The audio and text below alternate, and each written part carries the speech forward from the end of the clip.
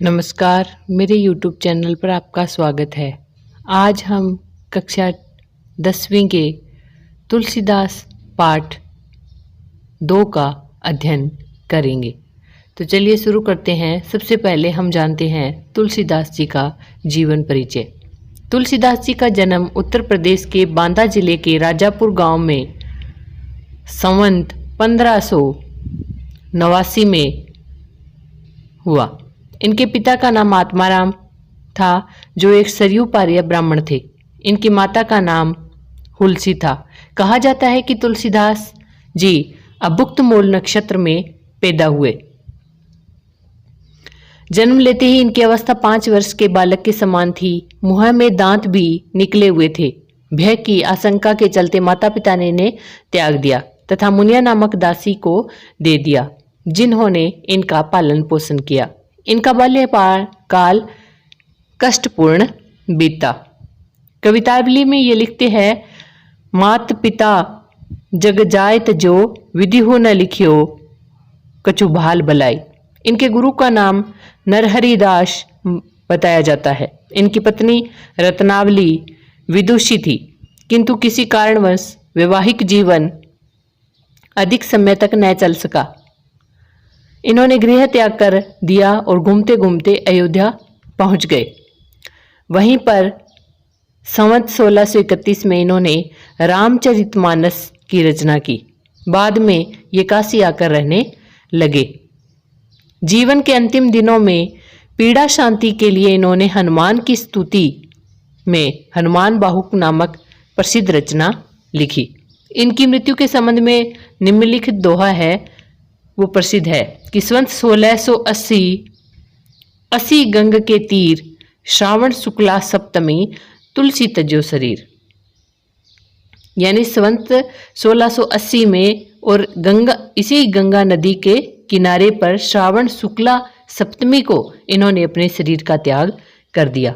इन्होंने राम के अनन्य भक्त के रूप में दास्य भाव अपनाते हुए अनेक काव्य ग्रंथों की रचना की, जिसमें निम्नलिखित प्राप्त हैं, जैसे रामचरितमानस, विनय पत्रिका, दोहावली, गीतावली, कवितावली, राम आज्ञा, प्रश्न, बरवे रामायण, जानकी मंगल, पार्वती मंगल, रामलला नहचू, वैराग्य संदीपनी तथा कृष्ण गीतावली। तुलसी आदर्शवादी कवि थे। इन्होंने आदर्श चरित्रों का सृजन कर हमें अपने दैनिक जीवन में उनके अनुकरण का संदेश दिया है। ये अवधी और ब्रज भाषा दोनों के पंडित थे। दोनों भाषाओं का शुद्ध और परिमार्जित रूप इन्होंने अपनाया। अब इसमें से जो प्रश्न बनते हैं कि सबसे पहले तो तुलसीदास जी का जन्म है वो कहाँ हुआ और कब हुआ। दूसरा है कि इनके पिता और माता का नाम क्या था। कौन से नक्षत्र में तुलसीदास जी पैदा हुए, तो अभुक्त मूल नक्षत्र हो गया। इसके आगे इनके गुरु का नाम क्या था, नरहरिदास, और पत्नी का नाम रत्नावली। रामचरितमानस की रचना कब व कहाँ की, तो 1631 में अयोध्या में की। और हनुमान बाहुक किस तरह की रचना है, तो इनके जब एक भुजा में दर्द होने लगा था तब उन्होंने हनुमान की स्तुति में हनुमान बाहुक नामक प्रसिद्ध रचना लिखी। ये अवधी और ब्रजभाषा दोनों के कवि थे। अब आगे पाठ परिचय है। लक्ष्मण परशुराम संवाद रामचरितमानस के बालकांड से उद्धत है। धनुर्यज्ञ के पश्चात मुनि परशुराम जी शिव धनुष भंग का समाचार पाकर क्रोध में तमतमाते हुए वहां आते हैं, किंतु राम की विनयशीलता और विश्वामित्र के समझाने पर राम के शक्ति परीक्षण के बाद उनका क्रोध शांत होता है। परंतु इस बीच लक्ष्मण और परशुराम के बीच जो व्यंग्योक्तियों से युक्त जो संवाद हुआ है उस प्रसंग को यहाँ प्रस्तुत किया गया है। परशुराम के क्रोध से भरे वचनों का उत्तर लक्ष्मण व्यंग्य वचनों से देते हैं। लक्ष्मण जहाँ विवाद वत्सल हैं, वहीं श्री राम नीतिज्ञ और सौजन्य के प्रतिमान के रूप में प्रकट होते हैं। विश्वामित्र संतुलन बिंदु हैं। वे चरम क्रोध की दशा में परशुराम के आवेश को प्रशमित करते हैं। प्रशमित का मतलब होता है समाप्त करना, खत्म करना। परशुराम का क्रोध भय से अधिक हास्य का आलंबन बन गया है। अब चलिए शुरू करते हैं लक्ष्मण परशुराम संवाद। नाथ संबुधनु भंज निहारा, होई ही कोई केऊ एक दास तुम्हारा। आयसु काहे कहिए किन मोही, सुनी रिसाई बोले मुनि कोही। यहाँ जो है वो श्री राम परशुराम जी से बोल रहे हैं कि हे नाथ, शंभु का मतलब है शिव का धनुष, भंजनीहारा का मतलब होता है तोड़ने वाला, कि हे नाथ शिव धनुष को तोड़ने वाला आपका ही कोई एक दास है। आयसु काहे कहिए किन मोही, सुनी रिसाई बोले मुनि कोही। आयसु का मतलब होता है आज्ञा, काहे मतलब कहिए, कि हे नाथ आप आज्ञा दीजिए, आप मुझसे कुछ कहते क्यों नहीं। सुनी रिसाई बोले मुनि कोही, ये जब शब्द परशुराम जी ने सुने तो परशुराम जी क्या है, वो क्रोध में आ जाते हैं और बोलते हैं, क्या बोलते हैं, सेवक सो जो करे सेवकाई, अरि करनी करी करिय लड़ाई। कि सेवक तो वह होता है जो सेवा करता है, सेवकाई का अर्थ है सेवा करना। अरि करनी मतलब शत्रु कर्म, अरि करनी करी करिय लड़ाई, कि शत्रु कर्म करने वाला, और लड़ाई का मतलब होता है लड़ाई, की लड़ाई करने वाला कभी सेवक नहीं हो सकता। आगे है, सुनो राम जेहि शिव धनु तोरा, सहस बाहु समसो रिपु मोरा। कि हे राम सुनो, जिसने भी इस शिव धनुष को तोड़ा है, सहस बाहु समसो रिपु मोरा, रिपु मतलब शत्रु, सहस्त्र बाहु एक राजा था जो परशुराम जी के का शत्रु था, इसीलिए वो कह रहे हैं कि हे राम सुनो, जिसने भी शिव धनुष तोड़ा है वह मेरा सहस्त्र बाहु के समान ही मेरा शत्रु है। सो बिलगाऊ बिहाई समाजा न तमारे जेही सब राजा। यहाँ बिलगाऊ शब्द जो है वो इम्पोर्टेंट में है, बिहाई भी इम्पोर्टेंट है। बिलगाऊ का अर्थ होता है अलग होना, बिहाई का मतलब होता है छोड़कर, कि जिसने भी न तमारे जेही सब राजा, कि जिसने भी शिव धनुष तोड़ा है वो इस समाज को, इस सभा को छोड़कर अलग हो जाए, नहीं तो ये समस्त राजा जो यहाँ बैठे हैं वो मारे जाएंगे। सुनी मुनि वचन लखन मुस्काने, बोले परसु धरी अवमाने। तभी क्या है, मुनि जी के ऐसे वचन सुनकर लक्ष्मण मुस्कुराते हुए बोलने लगे। बोले परसु धरी अवमाने, अवमाने मतलब अपमानित करते हुए, परसु को धारण करने वाले परशुराम जी हैं, तो परशुराम जी को अपमानित करते हुए बोलने लगे। क्या बोलने लगे, बहु धनुई तोरी लरिकाई, कबू न ऐसी रीस की निगोसाई। कि हमने तो बचपन में, लरिकाई मतलब है बचपन, बचपन में हमने बहुत सारे धनुष तोड़े हैं, लेकिन हमारे गोसाई यानी हमारे स्वामी ने हम पर ऐसा कभी रीस या क्रोध नहीं किया। यही धनु पर ममता के ही हेतु, कि आप इस धनुष पर इतनी ममता क्यों, किस कारण दिखा रहे हो। हेतु का मतलब होता है कारण। सुनी रिसाई कह भिगुकुल केतु, तो ऐसा सुनने पर परशुराम जी क्या है, भृगुकुल की ध्वजा परशुराम जी है वो क्रोधित होकर के कहने लगे। क्या कहने लगे, रे निप बालक काल बस बोलत तो ही न संभार, धनु ही सम त्रिपुरारी धनु विदित सकल संसार। कि हे राजा के पुत्र, क्या तू काल के वश में होकर बोल रहा है। काल के वश में होकर बोलना मतलब मृत्यु के वश में होकर बोल रहा है। बोलत तो ही न संभार, कि तुझे जरा भी समझ नहीं है कि तू क्या बोल रहा है। धनु ही सम त्रिपुरारी धनु, कि ये जो शिव जी का धनुष है वो क्या छोटे मोटे धनुष के समान है, कि वो तो शिव जी का धनुष था, त्रिपुरारी का धनुष था। विदित सकल संसार, यानी ये बात समस्त संसार जानता है। विदित का मतलब होता है जानना। लखन कहा हंसी हमरे जाना, सुनो देव सब धनुष समाना। लक्ष्मण बोले, हंसकर बोले कि हे देव, हम जानते हैं इस संसार में जितने भी धनुष हैं वो सब समान है। का क्षति लाभू जून धनु तोरे, देखा राम नयन के भोरे। कि क्या क्षति और क्या लाभ, यानी क्या हानि और क्या लाभ। अगर पुराना धनुष था, जून का मतलब है पुराना, पुराना धनुष अगर तोड़ दिया तो इसमें क्या लाभ और क्या हानि। देखा राम नयन के भोरे, कि राम ने तो इसे नेत्रों के भोलेपन से देखा ही था। छुअत टूट रघुपति ने दोषु, मुनि बिनु काज करिए कतरोसु। कि रघुपति का कोई दोष नहीं है, ये तो श्री राम के छूने से ही टूट गया। मुनि बिनु काज करिए कतरोसु, कि हे मुनि जी, आप तो बिना काम के ही क्रोध कर रहे हो। रोसु का मतलब होता है क्रोध करना। बोले चितई परसु की ओरा, रेसठ सुने सुभाव न मोरा। तो फिर लक्ष्मण जी की ऐसी बातें सुनकर परशुराम जी बोलने लगते हैं, परसे की ओर देखकर, अपने परसे की ओर देखकर बोलते हैं कि हे मूर्ख, हे सठ, सुने स्वभाव न मोरा, कि सुनना मेरे स्वभाव में नहीं है। बालक बोली बधो नहीं तो ही, कि मैं तेरे को बालक समझकर तेरा वध नहीं कर रहा हूं। केवल मुनि जड़ जाने मोई, कि तू मेरे को केवल निरा मुनि मत समझना। बाल ब्रह्मचारी अति कोही, कि मैं तो बाल ब्रह्मचारी हूं और अत्यंत क्रोधी हूं। विश्व विदित क्षत्रिय कुल द्रोही, और सारा संसार जानता है कि मैं क्षत्रिय कुल का द्रोही हूं यानी शत्रु हूं। भुजबल भूमि भूप बिनुकीनी विपुल बार मई देव नदीनी, कि मैंने अपनी भुजाओं के बल से बहुत बार इस भूमि को या इस धरती को मैं राजाओं से विहीन कर चुका हूं, यानी इसका मतलब है कि मैं राजाओं से इसको जीत चुका हूं। विपुल बार मई देव नंदिनी, और बहुत बार मैं ये धरती है वो मही देवने का मतलब होता है ब्राह्मण, ब्राह्मणों को दान में दे चुका हूं। सहस बाहु भुज छेद निहारा परसु बिलोकी महिप कुमारा, महिप कुमार का मतलब है राजा का पुत्र, कि हे राजकुमार तू मेरे परसे को देख, बिलोक मतलब होता है देखना, तू मेरे परसे को देख, ये मेरा जो प्रश्न है वह सहस्त्र बाहु की भुजाओं को भी काटने वाला है। छेद निहारा का मतलब होता है काटने वाला। आगे जो है परशुराम जी बोल रहे हैं लक्ष्मण से कि मात पिता जन सोच बस कर सी महिष किशोर, गर्भन के अर्भक दलन परसो मोर अति घोर। यहाँ परशुराम जी बोले हैं कि हे महिष किशोर, हे राजा के पुत्र, तू अपने माता पिता को शोकग्रस्त करेगा। शोकग्रस्त मतलब अगर तू मर जाएगा तो वो क्या है, शोकग्रस्त हो जाएंगे। गर्भनय के अर्भक दलन परसो मोर अति घोर, कि मेरा जो ये परसा है वो गर्भस्थ शिशु का भी नाश करने वाला है, मेरा परसा इतना भयानक है। अर्भक का मतलब होता है बच्चा, दलन मतलब समाप्त करने वाला। बेहसी लखनऊ बोले मृदुबानी अहो मुनीसु महाबटमानी, फिर लक्ष्मण जी है वो हंसकर बोलते हैं कि हे मुनि जी मैं तो आपको महान योद्धा मानता हूँ। भट मानना मतलब महान योद्धा। पुनि पुनि मोहि दिखावी कुठारू चहत उड़ावी फूंकी पहारू, कि आप बार बार मेरे को कुलाड़ा दिखा रहे हो, आप तो ऐसा लगता है जैसे फूंक से पहाड़ उड़ाना चाहते हो। यहाँ कुंबड़बतिया कोई नाई, कि यहाँ कोई, कुंबड़बतिया का मतलब होता है छुई मुई का पौधा, कि यहाँ कोई छुई मुई का पौधा नहीं है।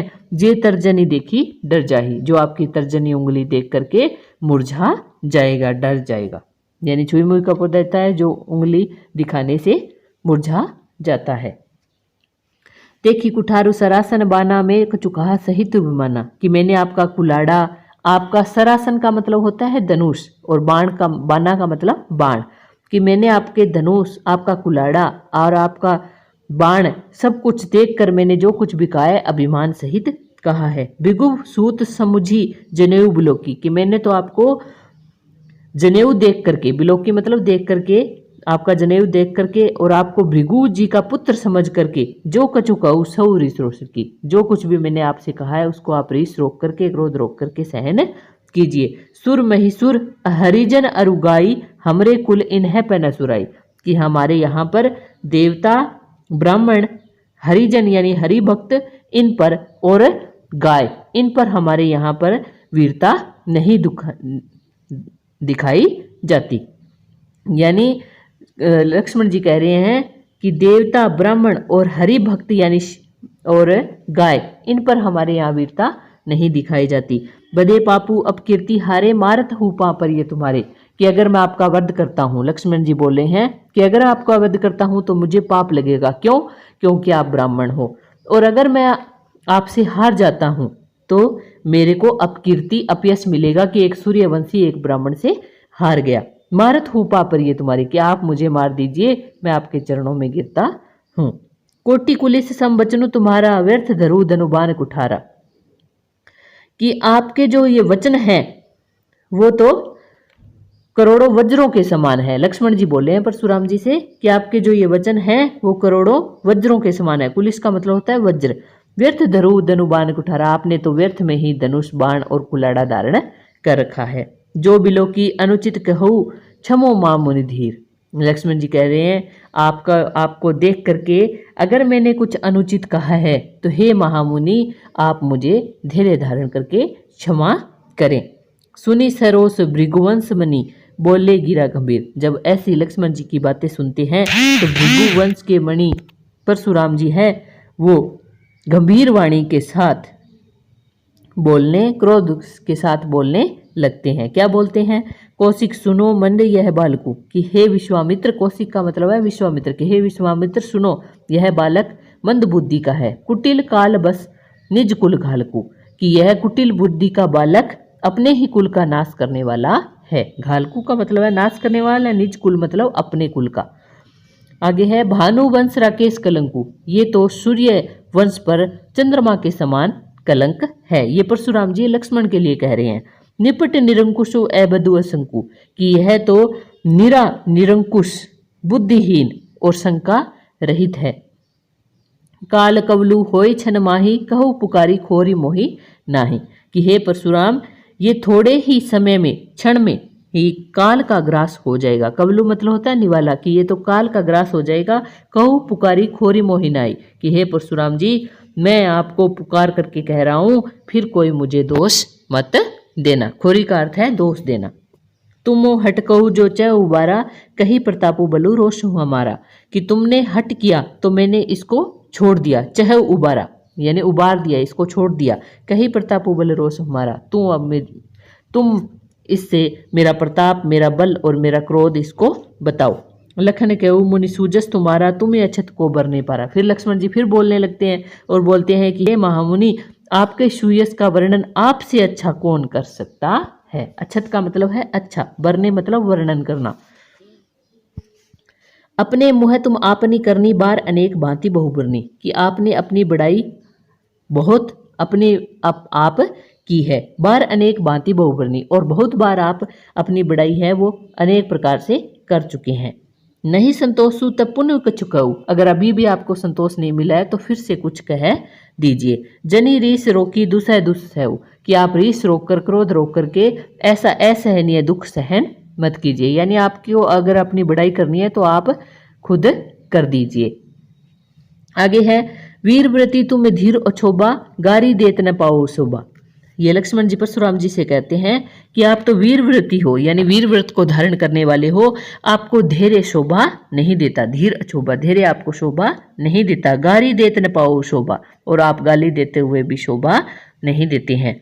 सुर समर करनी करही, कहीं न जनावई आपू। लक्ष्मण जी कह रहे हैं परशुराम जी से कि सूर समर करनी करही, कि सूरवीर व्यक्ति जो होता है वो समर यानी युद्ध के अंदर अपना कार्य करता है, यानी अपना कर्म करता है। सूरवीर व्यक्ति होता है वो युद्ध करता है। कहीं न जनावी आपू, यानी वो अपनी डींगे कभी भी नहीं हाँकता कि मैं ऐसा हूं या मैं ऐसा कर दूंगा। यानी वो अपना जो कौशल है वो युद्ध के द्वारा ही दिखाता है।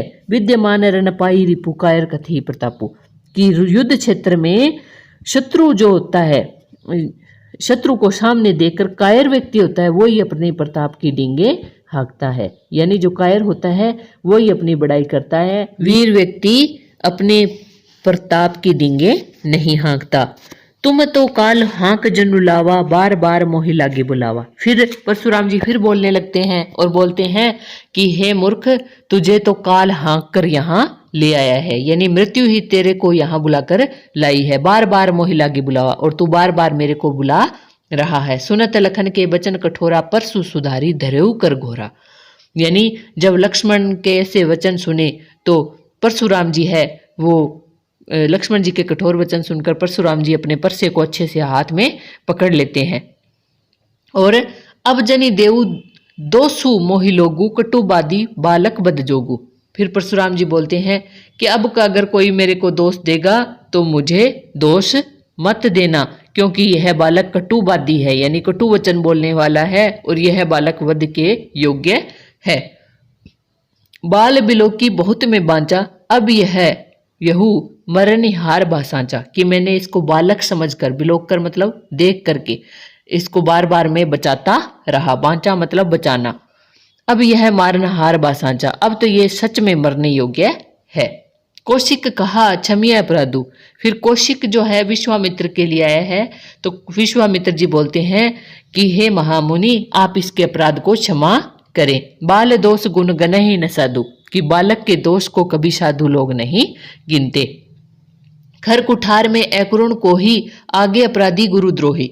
फिर परशुराम जी बोलते हैं कि मेरे हाथ में ये कठोर कुलाड़ा है। खर का मतलब होता है कठोर, कठोर कुलाड़ा में अकुरुण को ही, कि मैं करुणाहीन हूं और मैं क्रोधी भी हूं। आगे अपराधी गुरुद्रोही, और मेरे आगे गुरु से द्रोह करने वाला अपराधी खड़ा है। उत्तर देत छोड़ो बिन मारे, केवल कौशिक शील तुम्हारे, कि मैं इसको उत्तर देते हुए हे विश्वामित्र तुम्हारे आचरण के कारण मैं इसको छोड़ रहा हूं। न तो यही काटी कुठार कठोरे, नहीं तो मैं अभी इसे कठोर कुलाड़े से काट देता। गुरु ही उरीण होते श्रम थोरे, कि मैं इसको गुरु ऋण से अभी थोड़े से श्रम से ही उरीण कर देता।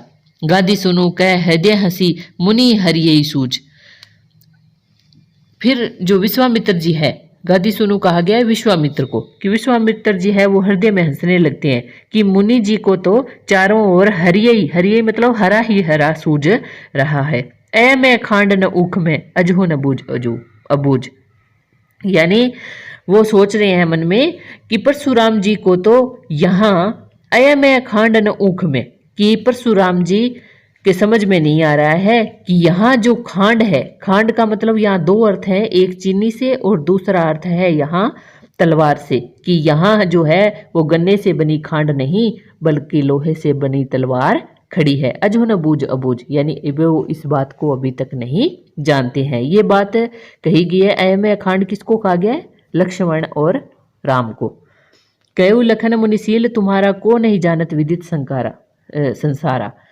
फिर लक्ष्मण जी बोलने लगते हैं कि हे माँ मुनि जी, आपके आचरण को कौन नहीं जानता है, ये सारा संसार जानता है। माता पिता उऋण भय नीके गुरु ऋण रहा सोच बढ़ जी के, कि माता पिता के ऋण से तो आप उऋण हो चुके हो और गुरु ऋण बचा है, उसका आपके मन में सोच लगा हुआ है।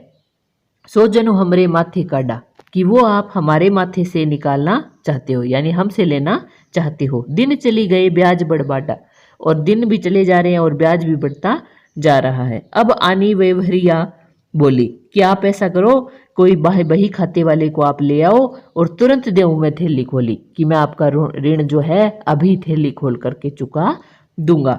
सुनी कटु वचन कुठार सुधारा, हाय हाय सब सभा पुकारा। जब लक्ष्मण जी के ऐसे वचन सुने तो परशुराम जी ने अपने कुलाड़े को अच्छे से सुधार लिया, यानी पकड़ लिया। हाय हाय सब सभा पुकारा, तो समस्त सभा जो वहां बैठी थी वो सब हाय हाय करके पुकारने लगी। भृगुवर प्रसिद्ध दिखावे ही मोही, विप्र विचारी बंचो नृप द्रोही। भृगुवर परसु दिखावे ही मोही, कि हे भृगुवर आप मुझे बार बार अपना परसा दिखा रहे हो। विप्र विचारी बंचो नृपद्रोही, कि हे राजाओं के शत्रु, मैं आपको ब्राह्मण समझकर आपको बार बार छोड़ रहा हूं या बचा रहा हूं। ये बात कहते हैं लक्ष्मण जी। मिले न कबू सूबट रन गाडे, कि आपका पाला कभी जो है महान योद्धा से रण में यानी युद्ध क्षेत्र में नहीं पड़ा। द्विज देवता घर ही के बाडे, कि हे ब्राह्मण देवता आपने तो घर के ही लोगों को बाड़ा है या मारा है। अनुचित कही सब लोग पुकारे, रघुपति से नहीं लखनऊ निवारे। अनुचित कही तो सब वहां सभा में जो लोग बैठे थे वो बोले कि हे लक्ष्मण तुमने अनुचित कहा है। लखनऊ से नहीं रघुपति से नहीं लखनऊ निवारे, तो श्री राम जी हैं वो सैन करके नेत्रों के इशारे से है वो लक्ष्मण को चुप रहने के लिए कहते हैं।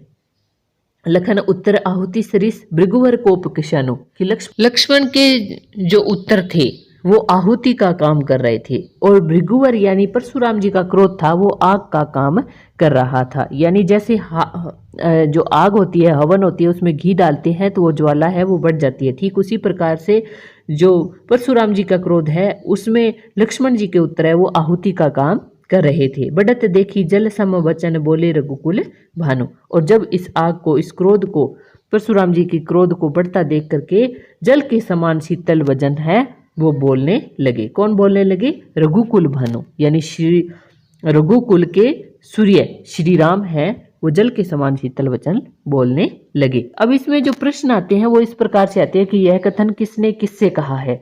एक जैसे है कि भृगुसूत किसको कहा गया है, कौशिक किसको कहा गया है, गाधी सुनु है वह किसको कहा गया है। तो कौशिक और गांधी सुनु है वो तो विश्वामित्र को कहा गया है, भृगुसूत है वो परशुराम जी को कहा गया है, भृगुवंशमणि है वो परशुराम जी को कहा गया है। इसमें ही है कि परशुराम लक्ष्मण को मंद बुद्धि क्यों कह रहा है, तो परशुराम जो लक्ष्मण जी उत्तर दे रहे हैं उनके हर बात का उत्तर दे रहे हैं तो यानी वो डर नहीं रहे हैं, तो इसीलिए मंद बुद्धि कहा गया है। जनक दरबार में बैठी सभा हाय हाय क्यों करने लगी, तो जब लक्ष्मण के ने परशुराम जी से कहा कि आप तो ब्राह्मण देवता हो, आपका पाला जो युद्ध क्षेत्र में किसी महान योद्धा से नहीं पड़ा, आपने तो घर के लोगों को ही मारा है, तब क्या है सभी समस्त सभा जो है वो कहती है कि आपने अनुचित कहा है। इसी प्रकार जो है वो ये आता है एक जो ए में खांड न ऊख में, कि यहाँ ए में खांड से कवि का क्या तात्पर्य है, तो यहाँ राम लक्ष्मण से है और मुनियई हरियई सूझ, हरियरी सूझने से क्या तात्पर्य है? तो हराई हरा सूझना मतलब है परशुराम जी को जो राम और लक्ष्मण है उसको उनको क्या है, साधारण मनुष्य ही समझ रहे हैं। इसी प्रकार से जैसे कोई भी पंक्ति है उसका आ सकता है कि गर्भनय की अरबक तलन परसों मोरति घोर, इस पंक्ति का से स्पष्ट कीजिए। तो क्या होगा कि मेरा जो परसा है, परशुराम जी बोले हैं कि मेरा परसा जो है वो गर्भस्थ शिशु का भी नाश करने वाला है। इसी प्रकार शिव धनुष भंग होने पर कौन कुपित हो जाता है, क्रोधित हो जाता है? तो परशुराम जी है वो क्रोधित हो जाते हैं। रघुकुल भंग भानु है वो किसको कहा गया है? तो श्री राम को कहा गया है। इस तरह से आपको प्रश्न है उनका उत्तर देखना है, यानी आपको प्रश्न खुद आप बनाएंगे तभी आपको है वो अच्छे से ज्ञान होगा। और जैसे एक प्रश्न आता है कि शिव धनुष कैसे टूट गया था, तो जो श्री राम जो जनक जी ने जो एक घोषणा की थी कि जो भी शिव धनुष पर प्रत्यंचा चढ़ा देगा उसी के साथ मैं अपनी बेटी का विवाह करूंगा। तो जब राम शिव धनुष पर प्रत्यंचा चढ़ाने वाले होते हैं तभी क्या है वो शिव धनुष है वो टूट जाता है। तो ये कहानी जो है वो इस प्रकार से है। इसी प्रकार से अगर आता है कि किसका क्रोध है वो आग के समान बताया गया है, तो परशुराम जी के क्रोध को आग के समान बताया गया है। तो किसके उत्तर है वो आहुति के समान है लग रहे हैं, तो लक्ष्मण जी के उत्तर आहुति के समान लग रहे हैं। अगर आपको मेरी वीडियो अच्छी लगी है तो लाइक सब्सक्राइब जरूर करें और कमेंट में जरूर बताएं। Thank you.